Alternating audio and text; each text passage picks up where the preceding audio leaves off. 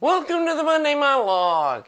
Today I was going to talk a little more about the future products that I'm thinking about doing.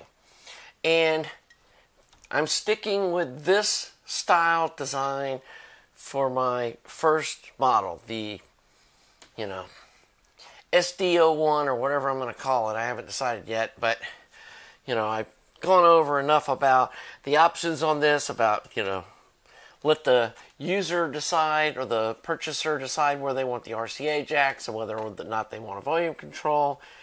On this version, not going to do the ultralinear triode switch or the adjustable feedback or whatever. It's just going to be a basic EL34 12AX7 amp with high quality parts.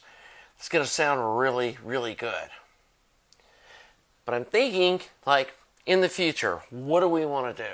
I'm thinking there might be a market for doing the upscale version of this, and maybe rather than just upgrading some parts on it, like putting some better output transformers or adding, the optional ultralinear triode switch, that kind of a thing, would be to get away from this super basic look of the base model and go with this style chassis.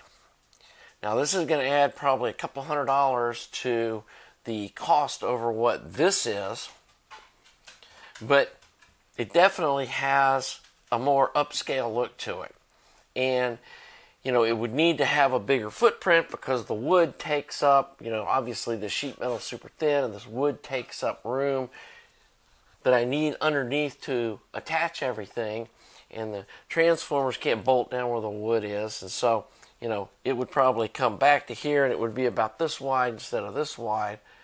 But go ahead and do the upscale version with this oak and aluminum, and then use higher end transformers, whether we use ISO Tangos or whether we use those Thermionic Labs ones that I've got coming on the way.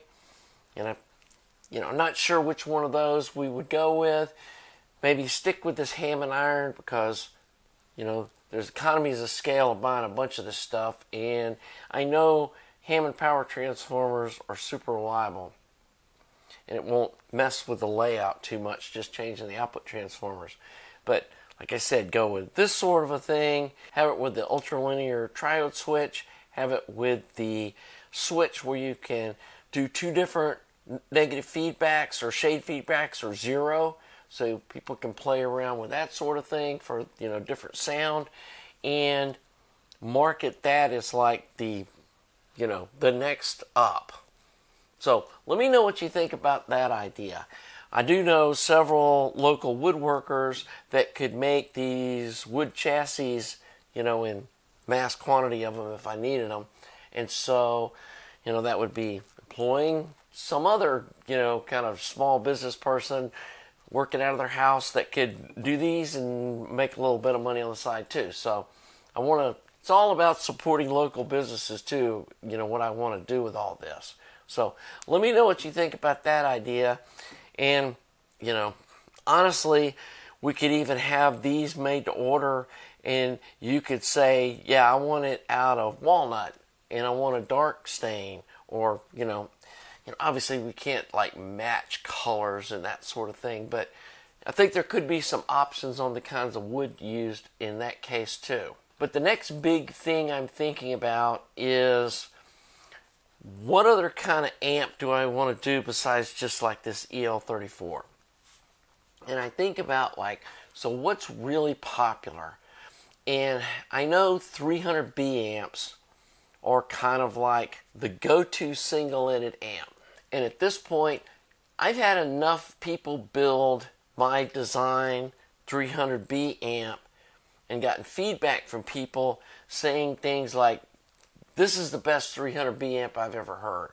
And these are people that have 5 and 6 different 300B amps that, some really high-end stuff.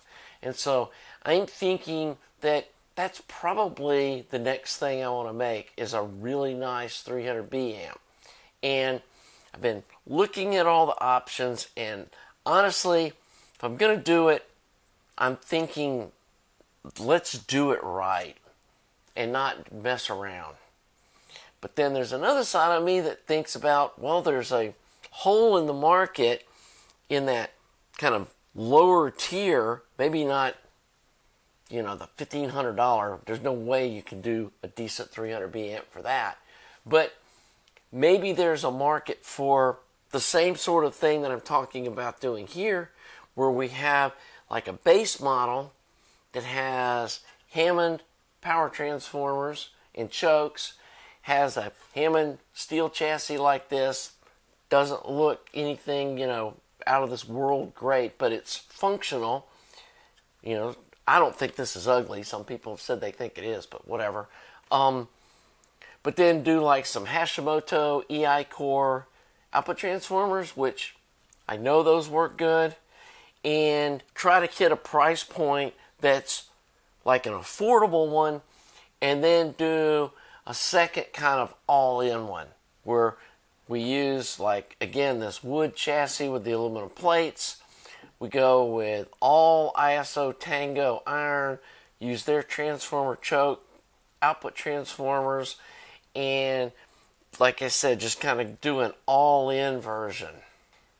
The other thing that I'm thinking about as well on a 300B is people buying a 300B amp, for the most part, are not tube newbies.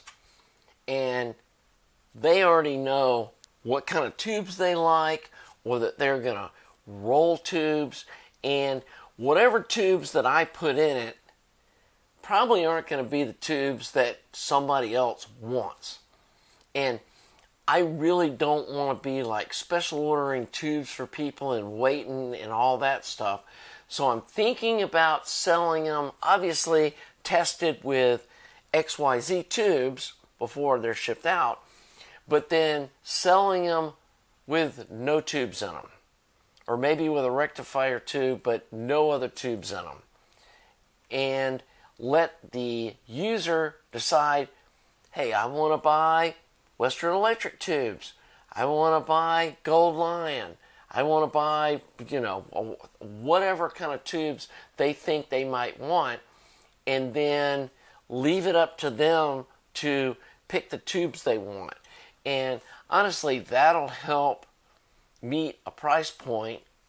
And I mean, I'm sure people figure in, well, it's got no tubes, but I still am thinking on a 300B amp that makes sense.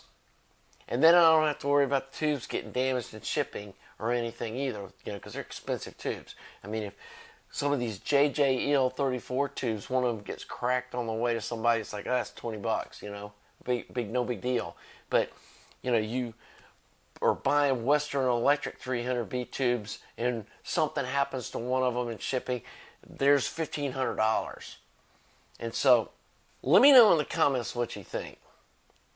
Both about doing like 2 different tiers of each product with like steel chassis, kind of bare bones, got Hammond iron with, not cheapo, but, lower tier kind of output transformers. And again, I still got to decide whether I'm going to go with EdCore musical power supply.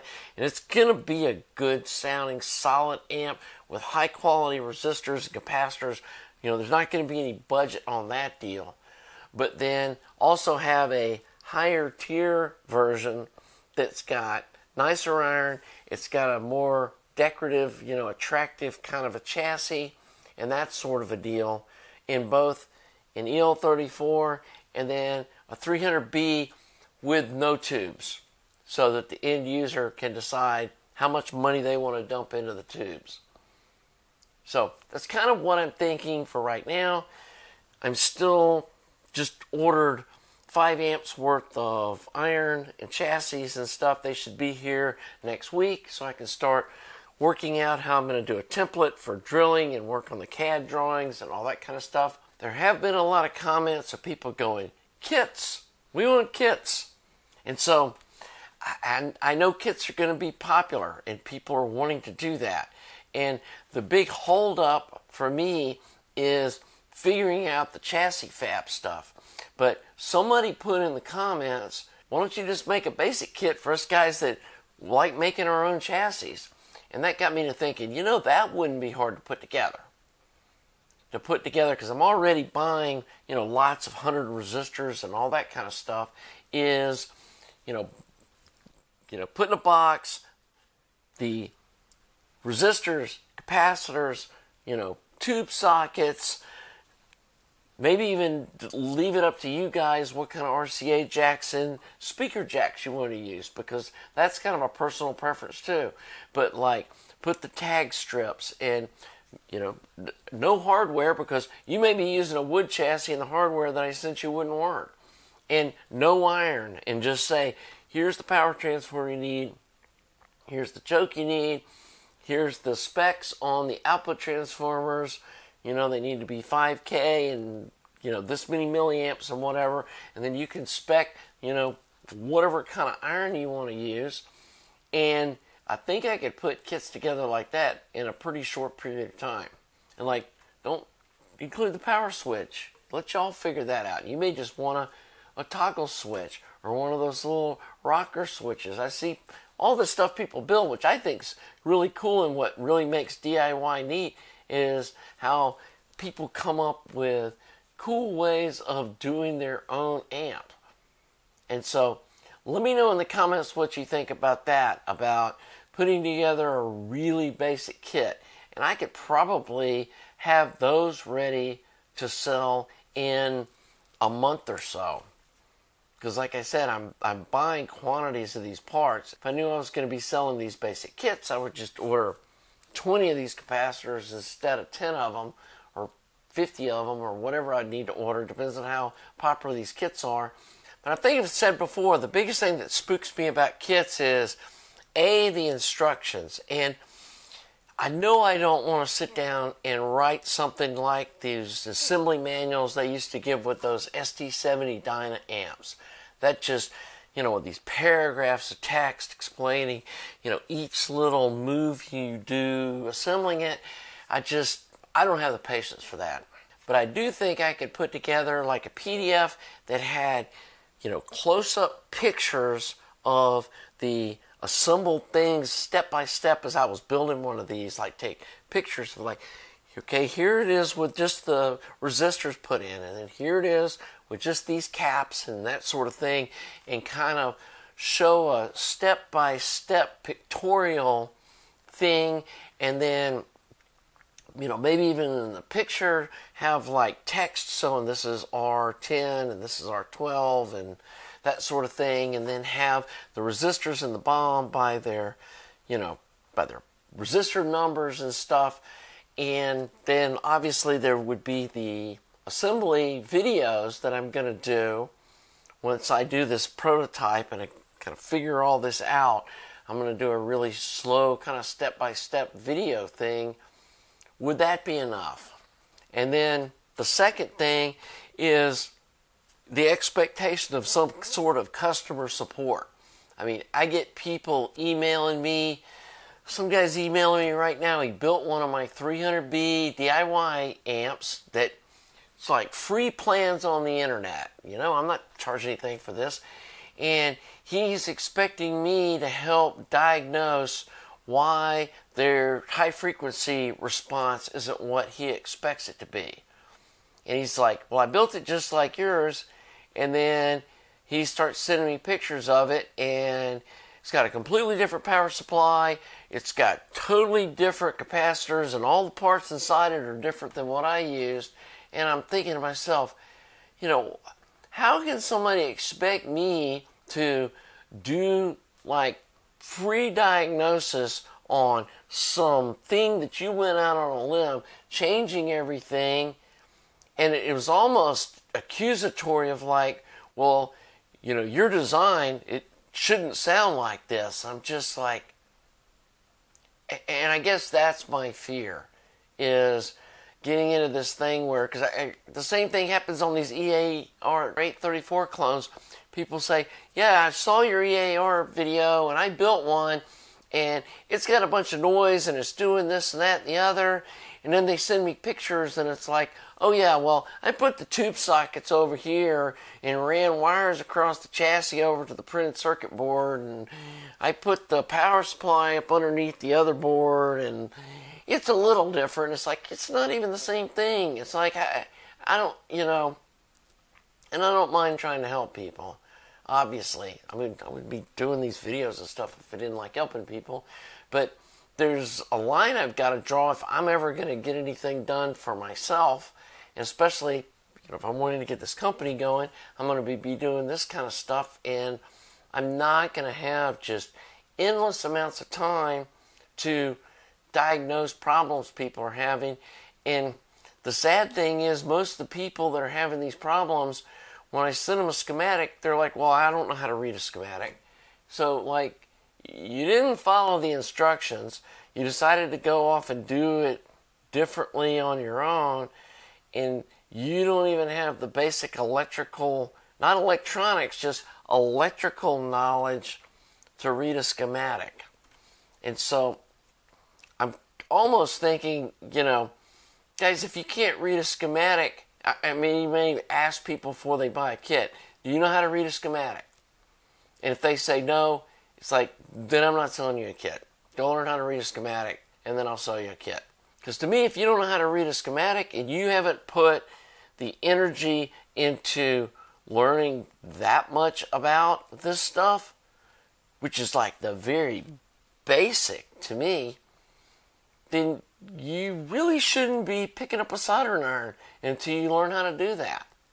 So, anyway, again, I love your comments. You really helped me a lot so far and encouraged me, kind of helped me figure out what I want to do.